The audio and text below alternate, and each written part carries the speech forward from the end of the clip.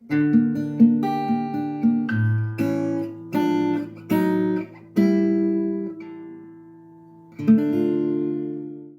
dia, boa tarde, boa noite, queridos telespectadores. Aqui quem vos fala é o Guilherme Góes. E eu me chamo Gabriel.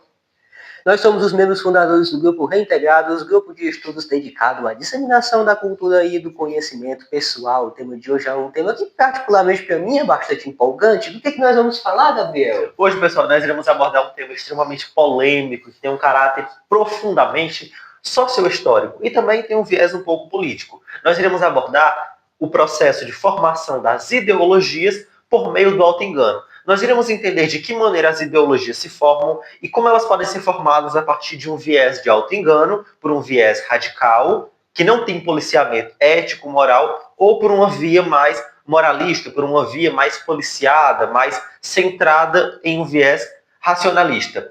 Guilherme, você tem alguma declaração inicial a respeito desse tema? A gente pode investigar esse assunto de tantas formas diferentes. A gente poderia aprofundar, lógico que seria necessário, inclusive eu gostaria, de pedir aqui a você que está nos assistindo, nosso querido telespectador, se porventura você gostaria de aprender mais a respeito desse assunto, coloque aí nos comentários para que a gente veja o quanto que a nossa audiência se interessa por assuntos referentes à política, à história, à filosofia e afins. Gente, é o seguinte, eu estava conversando com o Gabriel antes da gente começar a gravar esse vídeo, como que às vezes você pensadores, pessoas que vão analisar de forma cuidadosa, vão analisar um certo fenômeno de uma forma a ter de fato uma atenção naquilo que está acontecendo, elas podem tomar caminhos que são caminhos muito diversos. A gente tinha falado aqui de dois casos em específico. A gente tinha colocado em paralelo o Hitler e Sócrates, e do outro lado a gente tinha colocado foi o Nietzsche e Martin Lutero. Sim. Com relação a Hitler e Sócrates, cara, aconteceram coisas similares com os dois, aconteceram situações análogas. Olha, todos os dois tiveram uma experiência com guerra. O lado que eles estavam, pelo qual eles estavam lutando, foi derrotado. No caso do Sócrates, Atenas tinha sido derrotado por Esparta e a Alemanha tinha sido derrotada durante a Primeira Guerra Mundial. Todos os dois lados tiveram, no caso, Atenas e a Alemanha sofreram penas muito, muito severas por terem perdido as guerras. E o que foi, agora, essa situação que esses dois se encontravam, Hitler e Sócrates, é uma situação muito parecida, entretanto a forma que eles se portaram perante elas, a forma como eles a analisaram, foi muito diferente.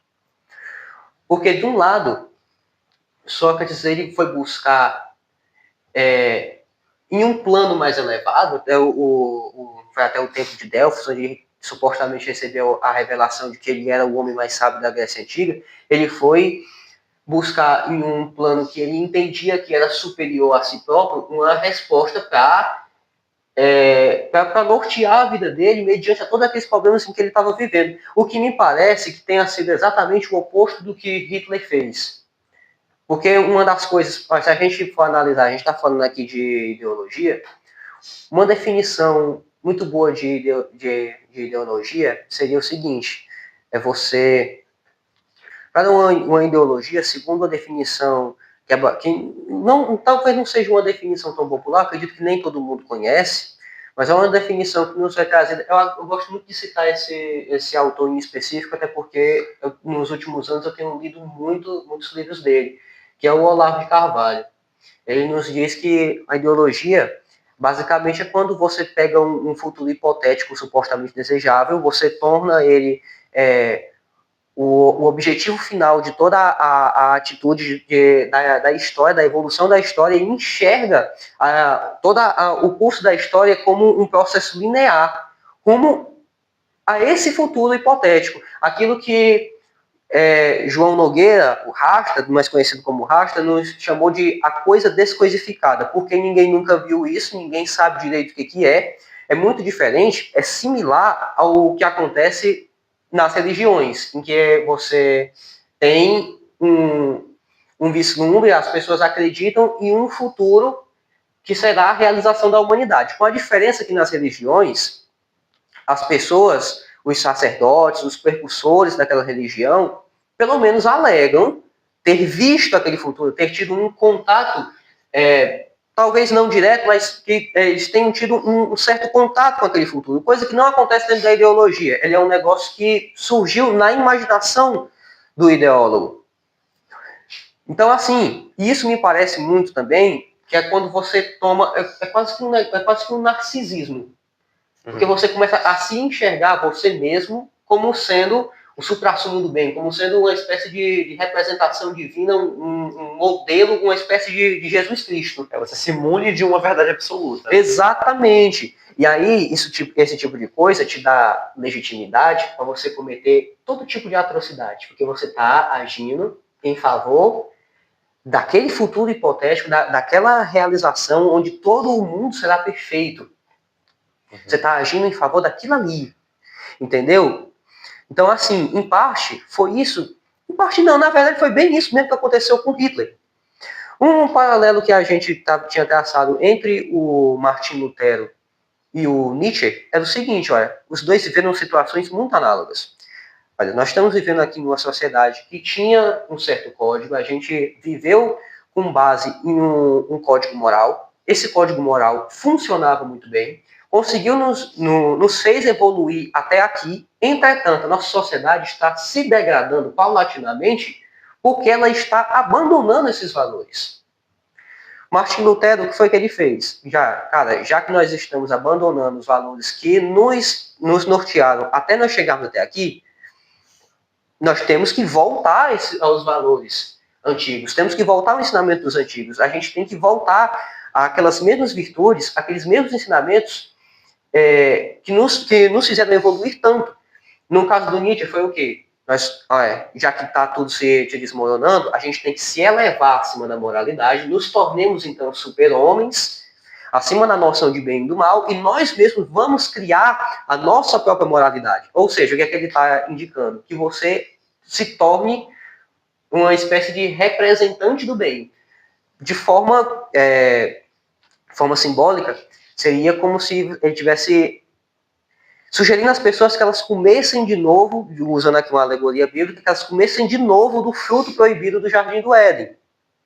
Ou seja, que as pessoas elas determinassem aquilo que é certo e aquilo que é errado. Não que elas voltassem ao que tinha dado certo no passado, mas que elas construíssem algo novo. Chutar o pau da barraca. Não é à toa também que Friedrich Nietzsche ele foi uma das principais influências do Hitler. Alguém aqui pode me dizer, colocar nos comentários. Mas o que Hitler leu de Nietzsche estava editado pela irmã dele, a Elisabeth Nietzsche. Lógico, qual é a diferença? É porque a Elizabeth, ela era uma pessoa muito, muito, muito antissemita. Sim, exatamente. Inclusive veio para o Brasil fazer uma colônia aqui, não foi? Cara, tem isso. Olha, aí a edição que a Elizabeth fez do Nietzsche foi para acrescentar o conteúdo antissemita dentro do sistema de ideias do irmão. Então, a influência da Elizabeth sobre o Hitler é muito por esse lado. Você entender que a grande parte dos problemas da Alemanha estavam sendo causados pelos judeus. Conteúdo esse que não é um conteúdo próprio do Nietzsche, é muito mais a cara da Elizabeth. Mas é basicamente isso daí. De resto, cara, a gente vê que o Hitler, ele se enxergava como um super-homem que enxergava também, lógico, também baseado em outras vertentes pseudocientíficas, em vertentes religiosas até, enxergava o povo da Alemanha, a raça ariana, como sendo uma raça de super-homens. Você tem alguma coisa a declarar, Gabriel? Não. Realmente, Guilherme, é muito perigoso esse processo de auto-engano na formação de ideologias. Como você falou durante o período do Terceiro Reich, nazismo alemão, Hitler ele passou claramente por um processo de auto-engano. Porque, assim, ele poderia, de fato, ter tido uma percepção diferente diante da derrota alemã. Mas, inclusive, de acordo com alguns relatos, de acordo com algumas fontes históricas, Adolf Hitler, quando perdeu a Primeira Guerra Mundial e a Alemanha acabou sofrendo duras perdas com o Tratado de Versalhes, algumas fontes dizem que Hitler, no campo de batalha, ele era soldado, ele teve um surto psicótico e teve uma cegueira temporária, um surto de raiva. E nesse surto, nessa cegueira temporária, ele teria, de acordo com essas fontes, vislumbrado rapidamente a Alemanha no topo do mundo. E aí, então, o que foi prejudicial foi essa mentalidade que ele teve, esse impulso para uma via radical diante de um fenômeno. Ele poderia ter visto aquela derrota e encarado da mesma maneira que Sócrates encarou, entendeu? Ele poderia ter buscado uma elevação espiritual, ter buscado uma superação, ter buscado melhoria, ter buscado mudanças, mas, no caso de Hitler, ele buscou confrontar aquela realidade radicalmente, porque a raiva dele foi maior. Então ele acabou entrando em um processo de auto-engano que se alimentou. E isso que é prejudicial no processo de auto-engano, porque assim, é muito parecido com a situação de um relacionamento tóxico, de um relacionamento abusivo. Porque a pessoa que está ali dentro, em uma relação de dependência emocional, não consegue perceber que está em uma relação abusiva. Somente quem está fora da relação consegue perceber o cenário caótico. Então, um pensamento, uma ideologia pautada no auto-engano, ela se desenvolve justamente por isso. Porque você observa um fenômeno, você tem uma interpretação imoral, antiética, desumana, indigna sobre aquele fenômeno, e você vai juntando outras provas, vai reinterpretando outros fenômenos parecidos para alimentar esse seu pensamento equivocado. E aí, tudo que você observar à sua volta, você acaba interpretando inconscientemente, como se fosse uma justificativa daquela sua ideia central. E esse pensamento acaba se retroalimentando, sendo guiado cada vez mais, se aprofundando cada vez mais nesse ciclo de desvio, de obliquidade do pensamento, de desvio da moralidade. Então, assim, é muito prejudicial esse processo de auto-engano e como você pode resolver, como você pode evitar acabar caindo em um raciocínio de auto-engano, alimentar esse pensamento oblíquo, pensamentos radicais e acreditar que está certo. Você tem que desenvolver uma resiliência focada no lado da responsividade, ou melhor, da responsabilidade moral. Você tem que ter um policiamento mental próprio para entender se aquilo que você está pensando, se aquilo que você está exercitando na prática está alinhado ou não com os seus valores e princípios morais. Então, acima de qualquer conduta, você tem que ser um ser humano de valores e princípios. Você tem que ter o seu caráter, a sua ética, para entender que tudo que você vier a pensar ou fazer deve estar alinhado a isso. Isso vai ser o seu marco, o seu aspecto que vai policiar todas as suas condutas. Então, vai evitar bastante que você acabe entrando em um ciclo de pensamentos, de raciocínios, de auto-engano e formar, por exemplo, uma ideologia antissemita, uma ideologia extremista, terrorista, ou então de extermínio em massa. Eu me lembro, cara, quando tu tá falando como que a pessoa ela vai se autoconfirmando dentro da sua própria loucura, que um exemplo que um professor de um curso que eu fiz de filosofia já havia dado, né? Que às vezes sabe, você tem uma manifestação social muito violenta, que as pessoas estão ali fazendo um quebra-quebra, protestando contra as classes opressoras, protestando contra aquelas pessoas que estão, entre aspas, tolhindo as suas liberdades, e então a polícia chega para dissipar aquela manifestação, e quando a polícia chega para dissipar aquela manifestação porque eles estão cometendo crimes, eles são confirmados naquilo que eles estavam pregando. Olha só, estão vindo aqui as tropas opressoras para nos retalhar, estão vindo aqui essas pessoas para poder nos impedir de exercer o nosso direito de reivindicar as melhorias que a gente está solicitando. Uhum. Só que as pessoas estão infringindo a lei. Aí você vê, olha só, cara, da gente vai pensar, da gente pensa por esse lado.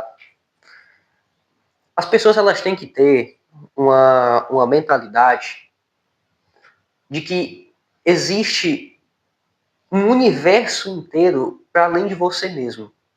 Existe a realidade, ela é muito maior do que o seu próprio umbigo, ela é muito maior do que o seu próprio nariz. E é muito disso também, se a gente voltar para esses paralelos que a gente Olha, é muito legal se a gente pensa no caso desses quatro personagens, do Hitler, do Sócrates, do Lutero e do Nietzsche. Porque tanto no caso do Sócrates e do Lutero, eles foram pessoas que não olharam para si mesmos, mas olharam para fora. Viram que havia uma...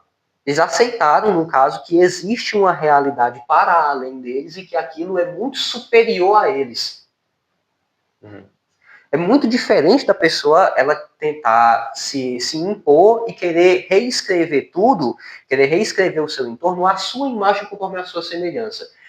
As ideologias elas estão muito ligadas àquilo que a gente chama de cultura revolucionária. E Saul Alinsky, que é um filósofo, se não me engano, norte-americano, que é um dos grandes pensadores contemporâneos dentro da cultura revolucionária em si, ele colocou dentro de um dos seus principais livros, o primeiro capítulo é uma homenagem a Lúcifer.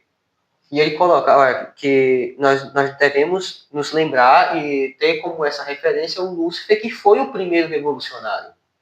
Uhum. Lúcifer criou uma rebelião no céu, e segundo ele, pelo menos ele conseguiu conquistar o próprio reino.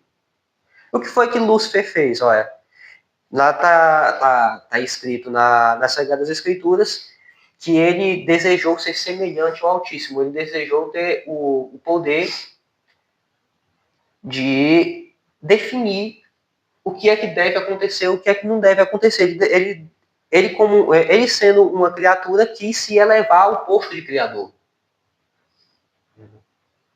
Então, assim, cara, as pessoas, você tem que se lembrar que existe um bem que está para além de você, existe uma realidade que está para além de você, existe muita coisa que está para além de você e que ainda que você tenha vários problemas que você esteja sofrendo, isso não te dá o direito de se colocar como sendo o representante do bem, da moral, que seja o...